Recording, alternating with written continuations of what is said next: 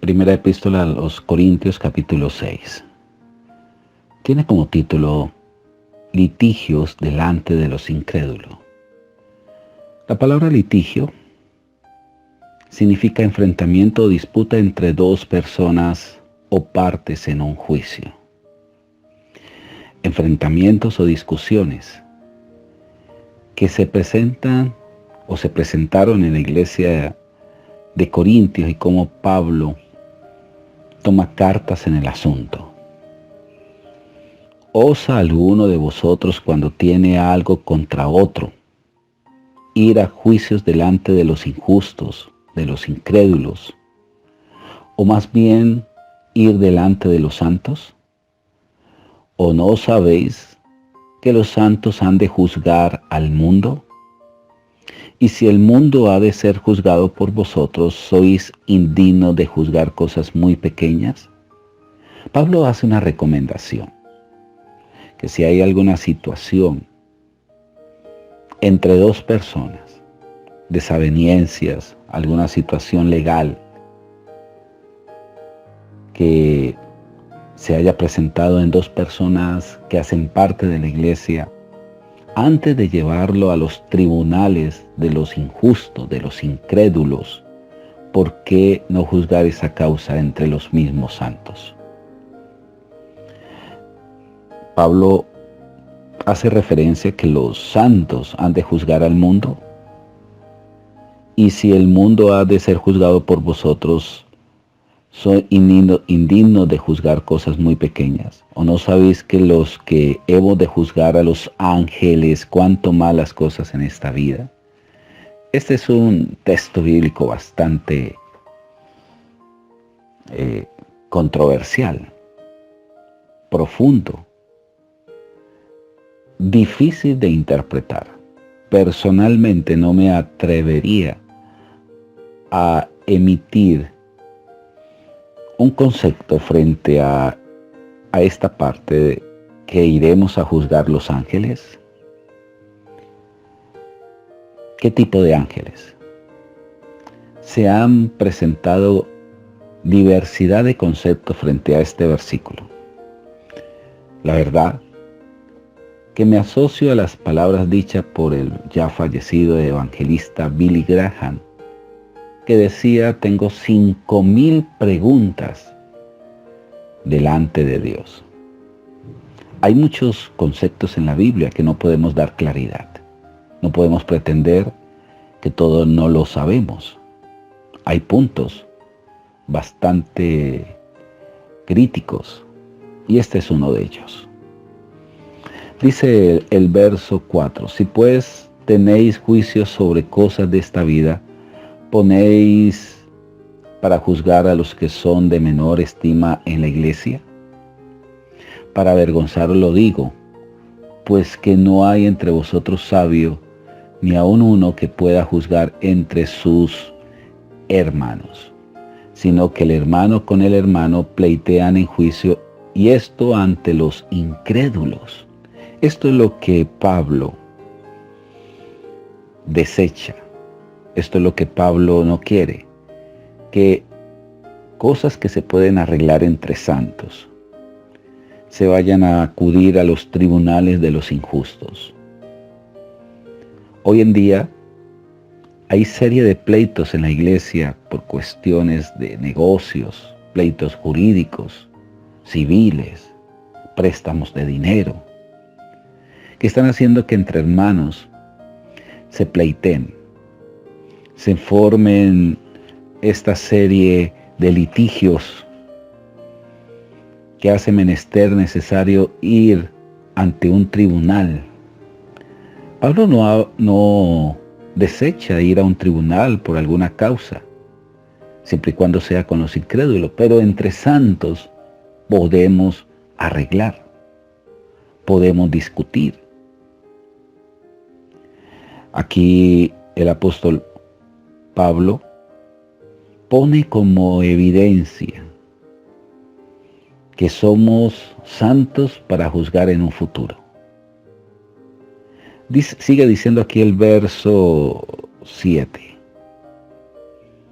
Así que por cierto es ya una falta en vosotros que tengáis pleitos entre vosotros mismos, porque no sufrí más bien el agravio, dice aquí la Nueva Versión Viviente, el hecho de que tengan semejantes demandas legales unos contra otros es en sí una derrota para ustedes, porque mejor no es aceptar la injusticia y dejar el asunto como está, porque no se dejan estafar. Aquí dice, porque no sufrí más bien el ser defraudados. Pero vosotros cometéis el agravio y defraudáis, y esto a los hermanos. Versión Viviente. En cambio, son ustedes mismos los que hacen lo malo y estafan aún a sus propios hermanos en Cristo. Pablo estaba viendo esta falencia en la iglesia de Corintios. ¿No sabéis que los injustos no heredarán el reino de Dios?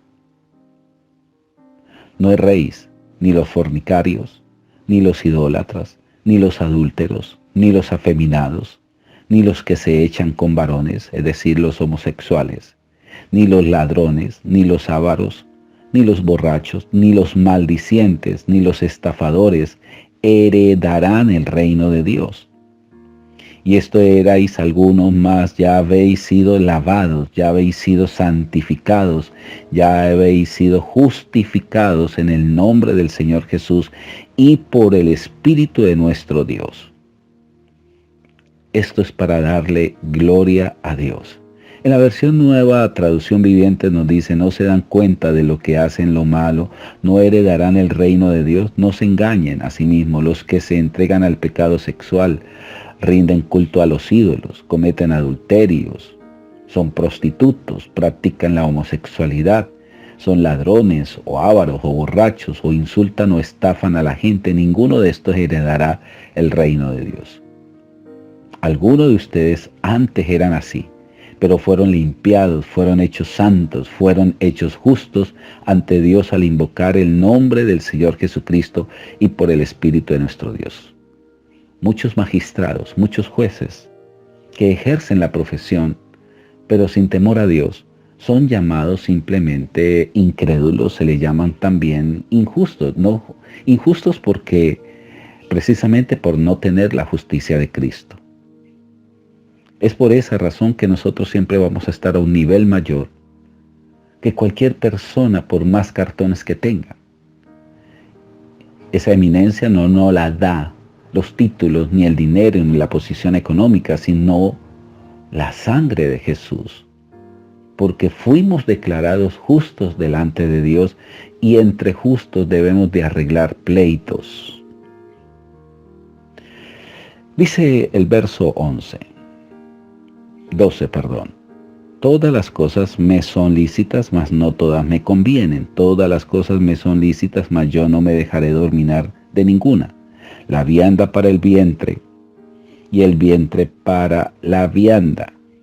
Pero tanto el uno como el otro destruirá Dios. La versión Viviente, para hacer más claridad a este texto. Ustedes dicen, se me permite hacer cualquier cosa, pero no todo le conviene. Y aunque se me permite hacer cualquier cosa, no debo volverme esclavo de nada. Ustedes dicen, la comida se hizo para el estómago y el estómago para la comida. Eso es cierto, aunque un día Dios acabará con ambas cosas. Pero ustedes no pueden decir que nuestro cuerpo fue creado para la inmoralidad sexual. Fue creado para el Señor y al Señor le importa nuestro cuerpo.